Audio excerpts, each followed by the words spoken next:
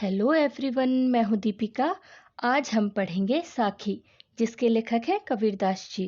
तो बच्चों, सबसे पहले साखी शब्द का अर्थ समझते हैं। साखी शब्द जो है वो साक्षी शब्द का तद्भव रूप यानी बदला हुआ रूप है। और साक्षी शब्द जो है वो साक्ष्य से बना है, जिसका अर्थ होता है प्रत्यक्ष ज्ञान, यानी कि जो ज्ञान सबको स्पष्ट दिखाई देता है। और ये प्रत्यक्ष ज्ञान गुरु के द्वारा अपने शिष्य को दिया जाता है। कहा जाता है कि कबीरदास जी पढ़े लिखे नहीं थे। उन्होंने ये सारा ज्ञान, ये जो सारी दोहे हैं, ये सब कुछ उन्होंने सिर्फ मौखिक बोले और उनके शिष्यों ने उसे लिखित रूप दिया। ठीक है। तो बच्चों, इस पाठ में जो साखियाँ ली गई हैं ना, इसमें दैनिक जीवन के जो हमारे रोजमर्रा की लाइफ है ना, उनके महत्वपूर्ण पहलुओं को अभिव्यक्त किया गया है। ठीक है।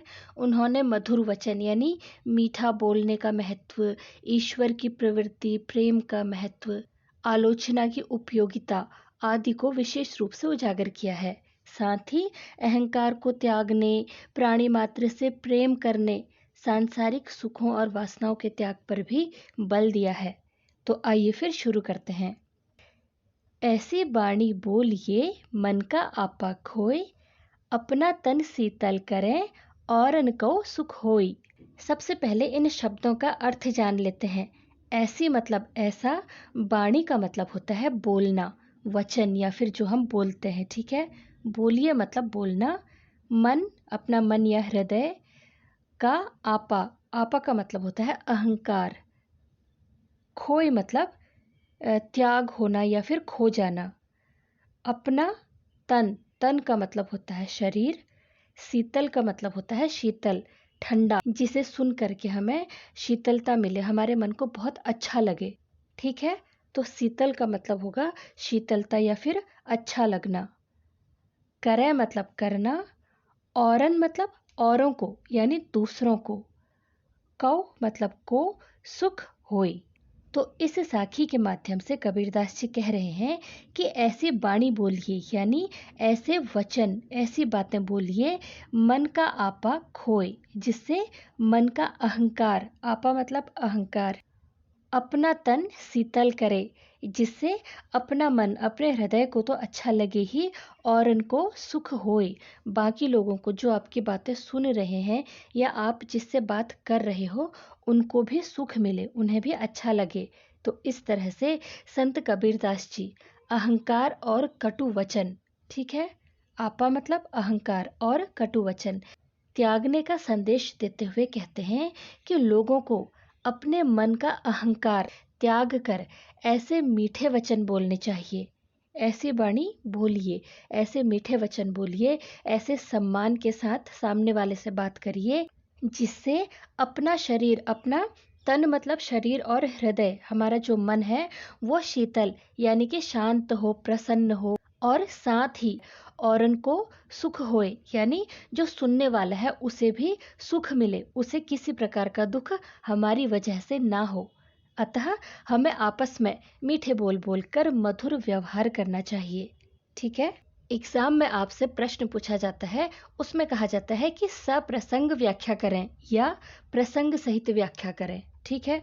तो इसका प्रसंग आप इस तरह से लिखोगे कि प्रस्तुत साखी हमारी पाठ्य पुस्तक स्पर्श 2 से ली गई है। इस साखी के कवि कबीरदास जी हैं। इसमें कबीर ने मीठी बाणी बोलने और दूसरों को दुख ना देने की बात कही है। और उसके बाद फिर आप व्याख्या लिखोगे। तो बच्चों, जो प्रसंग है वो 8 साखियों में, जो इस प्रसंग की पहली 2 लाइनें हैं ना, प्रस्तुत साखी हमारी पाठ्य पुस्तक स्पर्श 2 से ली गई है। इस साखी के कवि कबीरदास जी हैं। ये 8 साखियों में ये 2 लाइनें सेम रहेंगी। ठीक है। और उसके बाद अगली 1 या 2 लाइनों में आपने जो उस साखी में जो महत्वपूर्ण बात कही गई होगी ना, उसको शॉर्ट में लिखना है। ठीक है। और व्याख्या में उसी बात को आपने ठीक से एक्सप्लेन करना है। ये समझ आ गया ना? मैं हर एक साखी में बताती जाऊंगी, ठीक से सुनना। और इसकी व्याख्या आप इस तरह से लिखोगे कि प्रस्तुत साखी में संत कबीरदास अहंकार और कटु वचन त्यागने का संदेश देते हुए कहते हैं कि लोगों को अपने मन का अहंकार त्याग कर ऐसे मीठे वचन बोलने चाहिए, जिससे उनका अपना शरीर और मन शीतल और शांत यानी कि प्रसन्न तो हो ही जाए, साथ ही सुनने वालों को भी उससे सुख मिले। अतः हमें आपस में मीठे बोल बोलकर मधुर व्यवहार करना चाहिए। दूसरी साखी, कस्तूरी कुंडली बसै मृग ढूंढे बन माही, ऐसे घटी घटी राम है दुनिया देखे नाही। तो बच्चों, सबसे पहले इसके शब्दों का अर्थ। कस्तूरी एक ऐसा सुगंधित पदार्थ होता है जो कि एक विशेष हिरण की नाभि में पाया जाता है। ठीक है। कुंडली, कुंडली का मतलब होता है नाभि, और नाभि क्या होती है? नेवल। बसै का मतलब होता है बसता है या फिर रहता है। मृग मतलब हिरन। ढूंढे मतलब ढूंढना। बन का मतलब होता है वन या फिर जंगल। और माही का मतलब होता है के भीतर। ठीक है। माही मतलब उसके अंदर, किसी चीज के भीतर या उसके मध्य में। ऐसे ऐसे ही घटी घटी मतलब घट घट में या फिर कण कण में। राम है, दुनिया मतलब संसार, देखें मतलब देखना, नाही का मतलब होता है नहीं। ठीक है। तो कबीरदास जी कहते हैं कि जो कस्तूरी नाम का एक सुगंधित पदार्थ है वो बसता है, यानी कि होता है। कहाँ होता है? कुंडली में। कुंडली मतलब नाभि में, नाभि मतलब नेवल। ठीक है। तो जो ये कस्तूरी पदार्थ है वो नाभि में होता है। किसकी नाभि में? एक विशेष प्रकार के हिरन की नाभि में होता है। ठीक है। और वो मृग यानी कि जो वो हिरन है उस खुशबू को कहाँ ढूंढता है? वो वन में यानी जंगल में ढूंढता है। जंगल, माही मतलब मध्य में या बीच में। तो वो जंगल में जाकर वो उस खुशबू को ढूंढता है। वो उस खुशबू का पीछा करते करते जंगलों में जाता है और जंगल में यहाँ से वहाँ भटकता है उस खुशबू को पाने के लिए। ऐसे ही घटी घटी यानी कण कण में राम बसे हैं। ठीक है। इस कण कण में, इस दुनिया के हर एक जगह पर राम बसे हुए हैं। और दुनिया जो है, वो जो लोग हैं दुनिया में रहने वाले, देखें ना ही, वो इस चीज़ को देख ही नहीं पाते हैं। और वो कहाँ जाते हैं? वो मंदिरों में और तीर्थों में भगवान को ढूंढने के लिए जाते हैं। ठीक है। तो इसका प्रसंग आप लिखोगे कि प्रस्तुत साखी हमारी पाठ्य पुस्तक स्पर्श 2 से ली गई है। इस साखी के कवि कबीरदास जी हैं। कबीरदास जी कहते हैं कि संसार के लोग कस्तूरी हिरण की तरह हो गए हैं। जिस तरह हिरण कस्तूरी को पाने के लिए जंगल में भटकता रहता है, उसी तरह लोग भी ईश्वर को प्राप्त करने के लिए इधर उधर भटक रहे हैं। ठीक है। और इसकी व्याख्या आप इस तरह से लिखोगे कि कबीरदास जी कहते हैं, जिस प्रकार कस्तूरी नामक सुगंधित पदार्थ हिरण की अपनी ही नाभि में होता है, किंतु वह उसकी सुगंध महसूस करके उसे पाने के लिए वन वन में परेशान होकर भटकता रहता है, ठीक उसी प्रकार ईश्वर यानी कि राम भी इस संसार में, इस सृष्टि के कण कण में तथा सभी प्राणियों के हृदय में निवास करते हैं। लेकिन संसार में रहने वाले लोग, जो आम लोग हैं, ठीक है, अज्ञानतावश उसे देख नहीं पाते और परेशान होकर मंदिरों तथा तीर्थों में ढूंढते रहते हैं, जबकि हमें ईश्वर को बाहर ना खोजकर अपने भीतर ही खोजना चाहिए। तीसरी साखी, जब मैं था तब हरि नहीं, अब हरि है मैं नाही, सब अंधियारा मिट गया, जब दीपक देखा माही। तो बच्चों, सबसे पहले इसका शब्दार्थ देखते हैं। जब मैं था, मैं का मतलब होता है अहंकार। तब हरि नहीं, हरि का मतलब होता है ईश्वर या फिर परमेश्वर। ठीक है।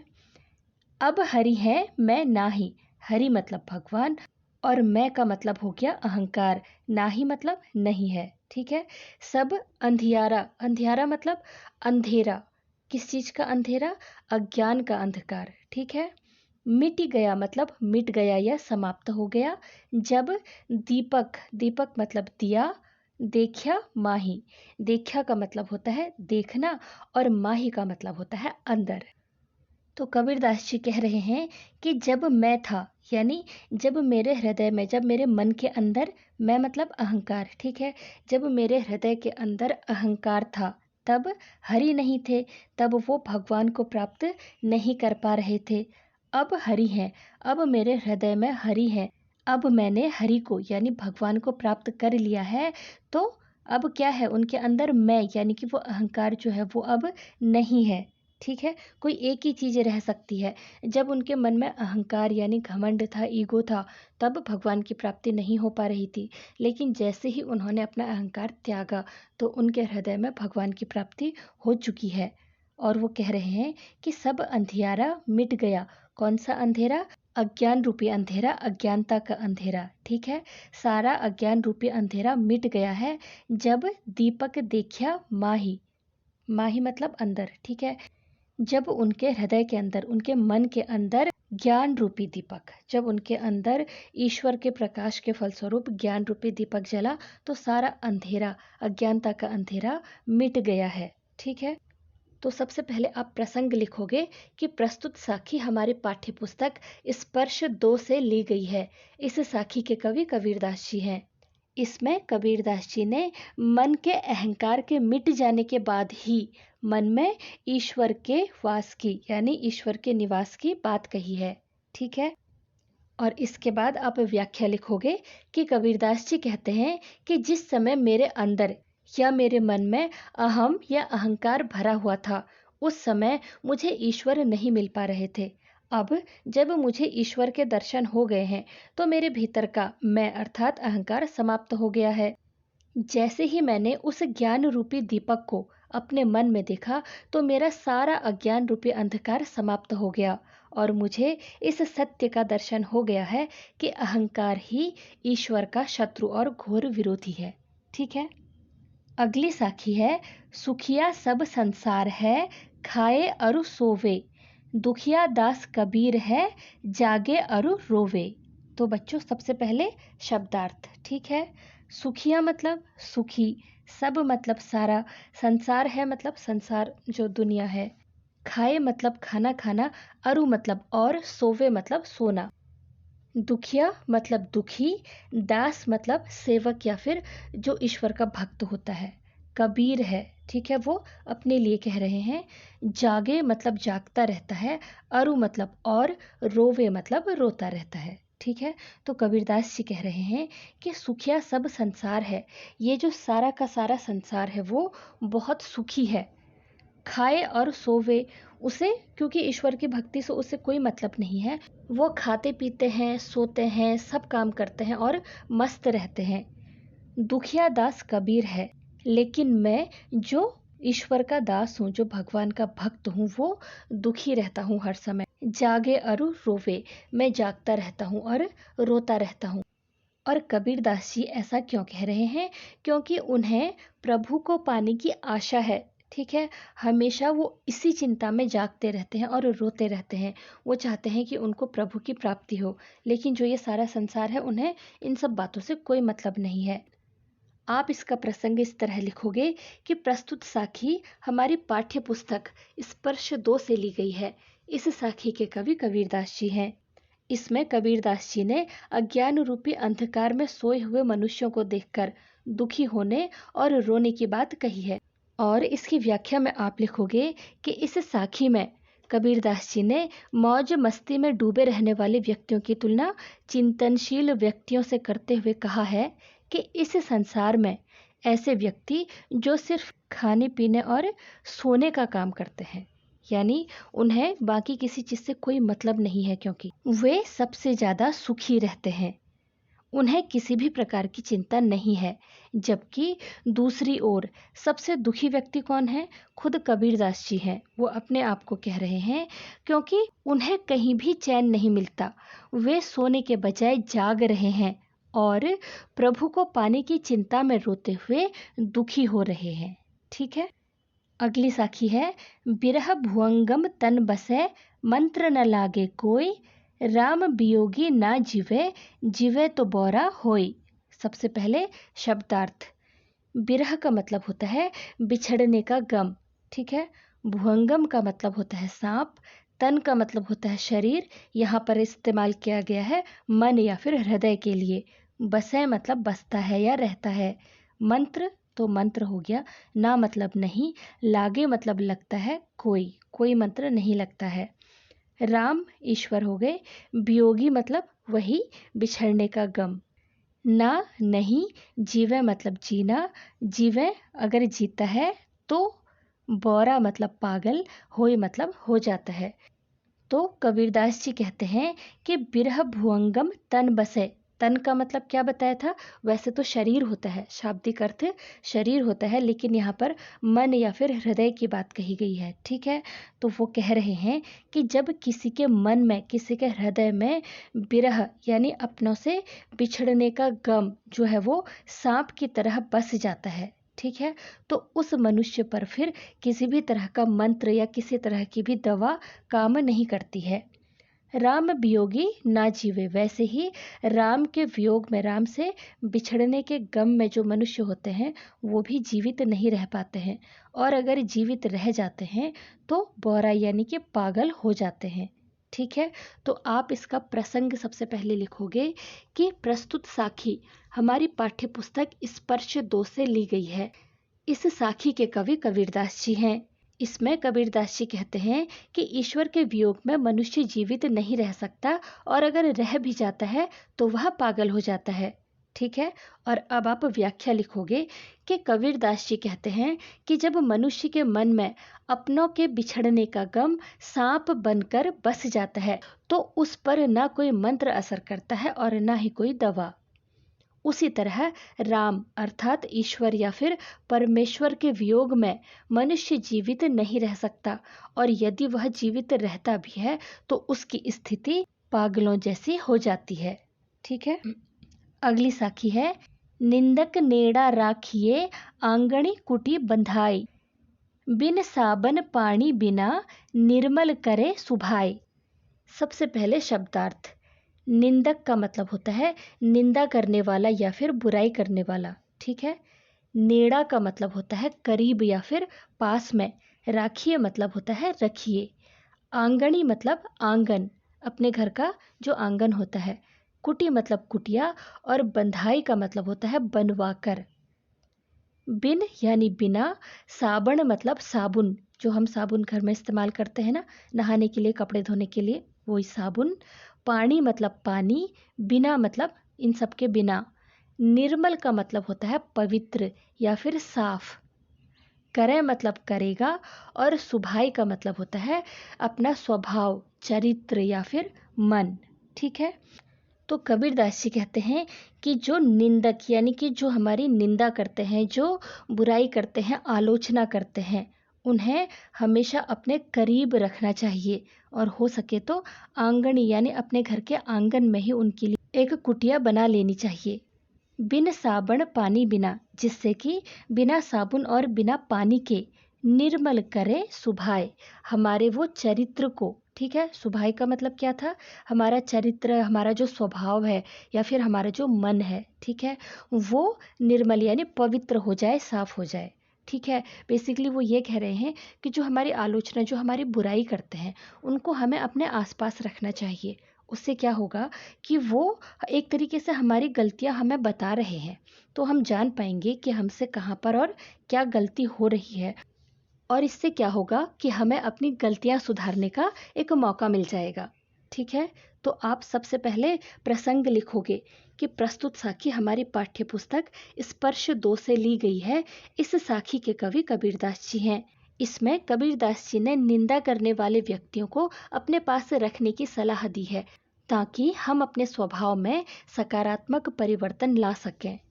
और व्याख्या में आप लिखोगे कि कबीरदास जी कहते हैं जो व्यक्ति हमारी निंदा करते हैं, ठीक है, निंदक जो हमारी निंदा करते हैं, हमारी बुराई करते हैं, उन्हें हमें हमेशा अपने पास रखना चाहिए। यदि संभव हो सके तो उसके लिए अपने घर के आंगन में ही एक कुटिया बनवा देनी चाहिए, जिससे वह हमारे करीब रह सके, ताकि जब भी वह हमारे बुरे कार्यों की निंदा करें तो हम उसके द्वारा बताई गई गलतियों को सुधार कर अपने स्वभाव को बिना साबुन और पानी की मदद से ही साफ कर सकें। इससे हमारा स्वभाव अत्यंत स्वच्छ और पवित्र हो जाएगा। अगली साखी है, पोथी पढ़ी पढ़ी जग मुआ, पंडित भया न कोई, ऐके आशिर पीव का, पढ़े सुपंडित होई। तो बच्चों, सबसे पहले शब्दार्थ। ठीक है, पोथी का मतलब क्या होता है? ग्रंथ या फिर जो धार्मिक पुस्तकें होती हैं। पढ़ी पढ़ी मतलब पढ़कर या पढ़ पढ़ कर। ठीक है। जग मतलब संसार, मुआ का मतलब होता है मर गया। पंडित यानी विद्वान या ज्ञानी व्यक्ति, भया का मतलब होता है हुआ या फिर बना, ना मतलब नहीं, कोई मतलब कोई भी। एके मतलब एक ही, सिर्फ एक, ठीक है, एक ही। आशिर का मतलब होता है अक्षर या फिर शब्द। पीव का मतलब होता है प्रियतम या परमात्मा, ठीक है। पीव मतलब जो प्रिय होता है, यहाँ पर परमात्मा की बात कही है। का मतलब उनका, पढ़े मतलब पढ़ना, सु मतलब वह, पंडित होए वो विद्वान बन जाता है। तो बेसिकली कबीरदास जी कह रहे हैं कि पोथी पढ़े पढ़े जग मुआ, बड़े बड़े ग्रंथ, धार्मिक पुस्तकें पढ़ पढ़ कर भी पूरा जो संसार है वो मर गया है। यानी इतने सारे ग्रंथ पढ़े हैं, वो उनकी भी मृत्यु हो चुकी है, और वो पंडित भया न कोई, और उनमें से कोई भी पंडित यानी कि ज्ञानी व्यक्ति या फिर विद्वान नहीं बन सका है। एके आशिर पीव का, और सिर्फ एक ही अक्षर, पीव का मतलब प्रियतम का, अपने जो हमारा प्रिय परमात्मा की बात हो रही है, सिर्फ एक ही अक्षर ईश्वर का या फिर प्रियतम का जो व्यक्ति पढ़ लेता है, ठीक है। पढ़े सुपंडित होई, वह व्यक्ति जो परमात्मा को प्राप्त कर लेता है वही सबसे बड़ा विद्वान होता है, ठीक है। तो आप पहले प्रसंग लिखोगे कि प्रस्तुत साखी हमारी पाठ्य पुस्तक स्पर्श 2 से ली गई है। इस साखी के कवि कबीरदास जी हैं। इसमें कबीरदास जी ने पुस्तक के ज्ञान को महत्व ना देकर ईश्वर प्रेम को महत्व दिया है।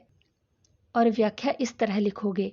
कबीरदास जी कहते हैं कि इस संसार के लोग धार्मिक पुस्तकें पढ़ पढ़ कर मर गए हैं, ठीक है।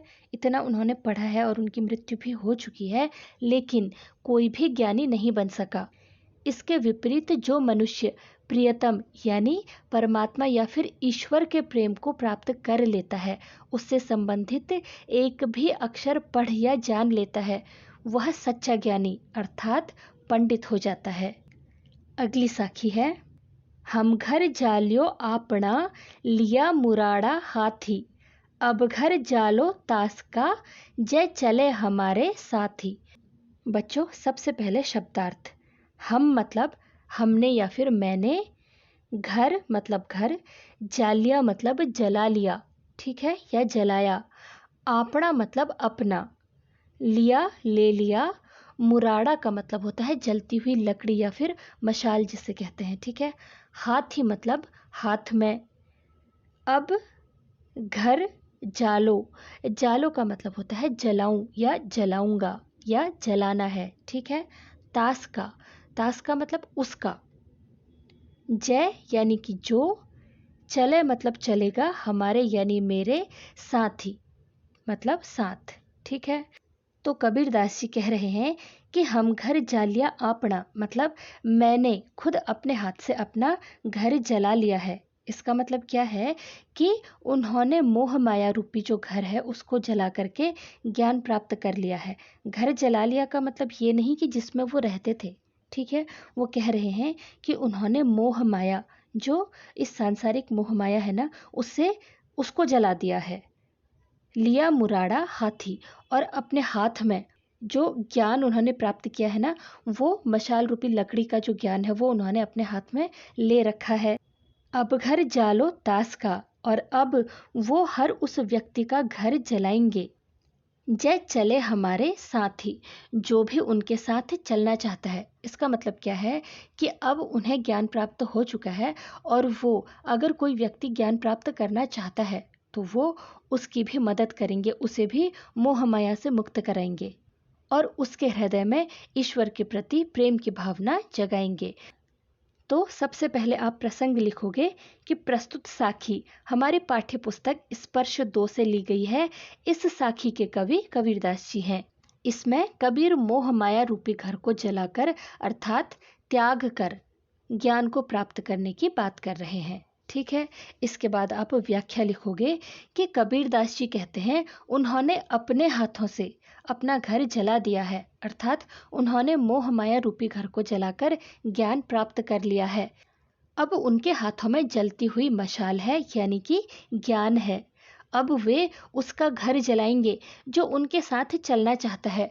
अर्थात जो कोई भी मोह माया से मुक्त होना चाहता है वो उसे ज्ञान प्राप्त करने में और उसके हृदय में ईश्वर के प्रति प्रेम की भावना जगाने में उसकी मदद करेंगे, उसका घर चलाएंगे, मतलब उसे ज्ञान दिलाएंगे। ठीक है, तो बच्चों इस तरह से ये चैप्टर यहीं पर ख़त्म होता है। मुझे उम्मीद है कि ये आपको समझ में आ गया होगा, लेकिन कहीं पर कोई डाउट है तो मुझे कमेंट करना मत भूलना, और अगर आप चाहो तो मुझे डीएम भी कर सकते हो। तो मिलते हैं अगली वीडियो में। Till then keep learning and take care.